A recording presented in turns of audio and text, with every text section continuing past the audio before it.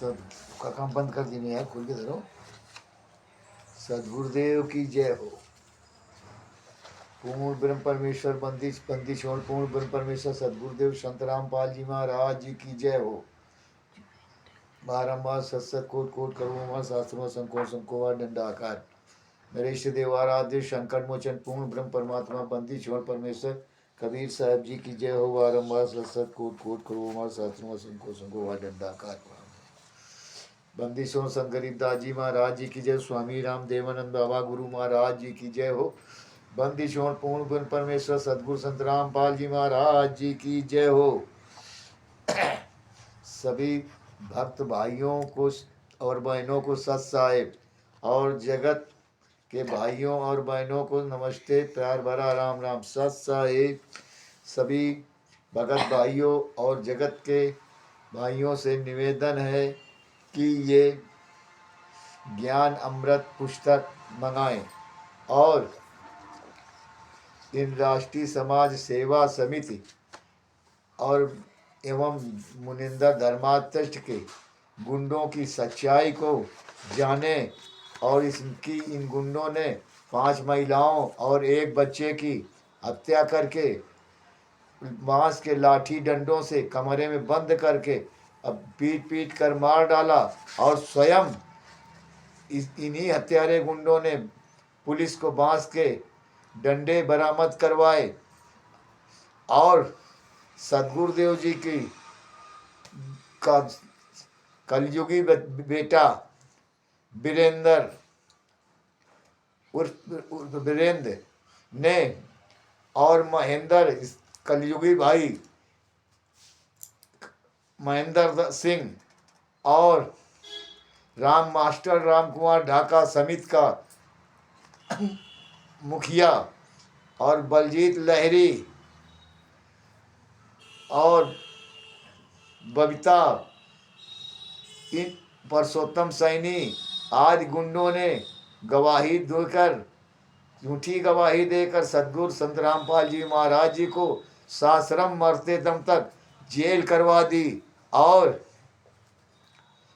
अब संत रामपाल जी के नाम से सारी पूरी दुनिया के भक्तों को मूर्ख बना करके लूट रहे हैं और अंधे गुंगे भगत भाई परमेश्वर के ज्ञान से बचनों के को आधार मानकर न चल करके अपने को लुटा रहे हैं। अगर ये भगत भाई परमेश्वर और वचनों को और ज्ञान को सुना होता और उसी ज्ञान सदगुरुदेव के वचनों और ज्ञान को आधार मानकर चलते तो ये भगत भाई कभी नहीं लूटे जाते। तो ये अंधे गुंगे भाई भगत ऐसे ही लूटते रहेंगे और देसी घी का भंडारा और जलेबी खाने जाते रहेंगे और खून अपना निकलवाते रहेंगे। ये भगत अंधे हैं और बहरे गुंगे दोनों हैं। तो भगत भाइयों अब जाग जाओ, अभी वक्त है, बाकी है, अभी वक्त बहुत है कि ये ज्ञान सदगुरुदेव जी ने हाई कोर्ट के सीनियर एडवोकेट शशभूषण दास जी को प्रेरणा दे करके ये पुस्तक है। इस पुस्तक का नाम छपवाई है और इस पुस्तक का नाम है ज्ञान अमृत एवं षड्यंत्र का विष। मतलब ज्ञानियों के लिए ज्ञान और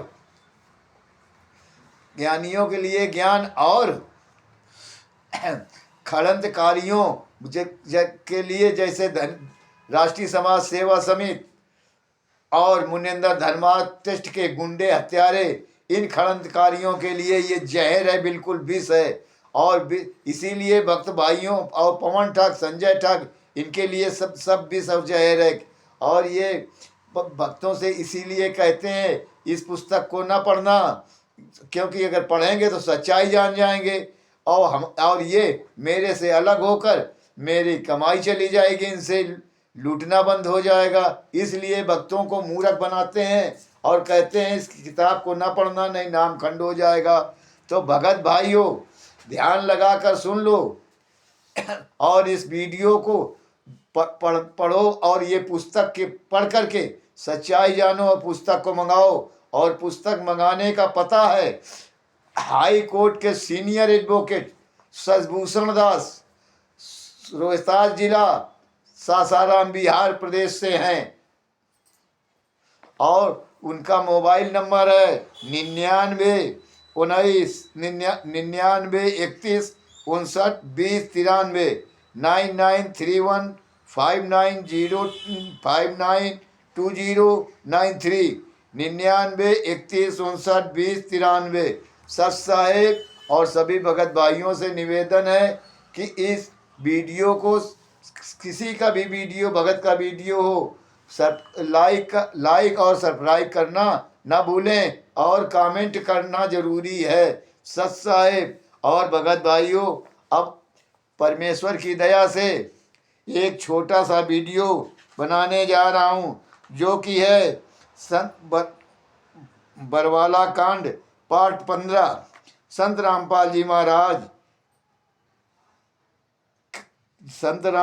महाराज जी का जमानत आवेदन मात्र एक दिखावा ही है। सच साहेब हम पहले पढ़ चुके सब हैं, पढ़ के का दी। खैर, मेरा प्रसंग चल रहा था राजद्रोह संबंधी केस का विचारण के संबंध में। लेखक कह रहा है कि मेरा प्रसंग चल रहा था, लेखक लिख रहा है कि खैर मेरा प्रसंग चल रहा था राजद्रोह संबंधी केस का विचारण के संबंध में। तो आपको बता देना चाहता हूं कि इस केस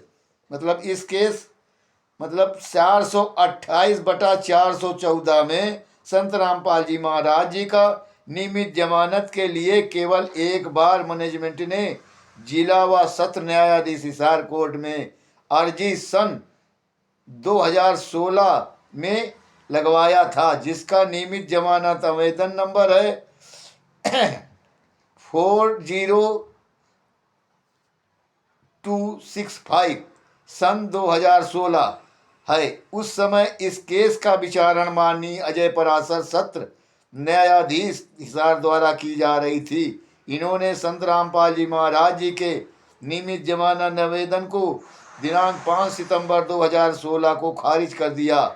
इसके बाद मैनेजमेंट ने कभी भी, चाहे हाई कोर्ट चंडीगढ़ हो या सुप्रीम कोर्ट दिल्ली हो में गुरुजी के जमानत का खारिज आदेश का 5/9 खारिज का गुरु जी की जमानत खारिज का आदेश दिनांक 5/9/2016 के खिलाफ अपील आवेदन वास्ते नियमित जमानत के लिए दाखिल नहीं किया। मतलब इन्होंने कभी जमानत के लिए दाखिल तब से किए नहीं।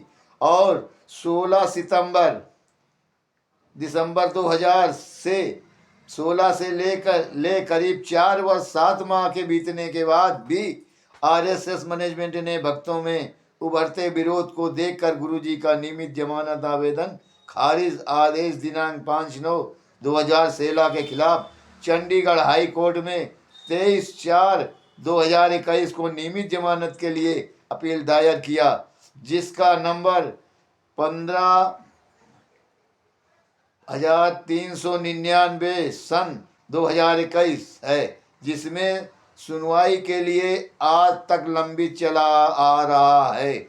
न्यायालय ने सरकार से इस मामले में संत रामपाल जी का कस्टडी में रहने की अवधि के संबंध में प्रतिवेदन मांगा था। तो सरकार के तरफ से जेल हिसार ने अपना कस्टडी रिपोर्ट इस मामले में बहुत पूर्व से ही दे चुका है, किंतु आरएसएस मैनेजमेंट के द्वारा इंगेज किए गए अधिवक्ताओं ने आरएसएस मैनेजमेंट के इशारे पर गुरुजी के नियमित जमानत के लिए बहस नहीं करा रहे हैं और तिथि पर तिथि लेकर टाइम पास कर रहे हैं। और भक्तों के बीच मैनेजमेंट भ्रम फैलाता रहता है कि कोर्ट सुनवाई नहीं कर रहा और समय टालते जा रहे हैं, जबकि वास्तविकता है कि कोर्ट समय को ही नहीं टाल रहा, बल्कि खुद गुरुजी का अधिवक्ता आरएसएस मैनेजमेंट के इशारे पर समय टालते जा रहे हैं।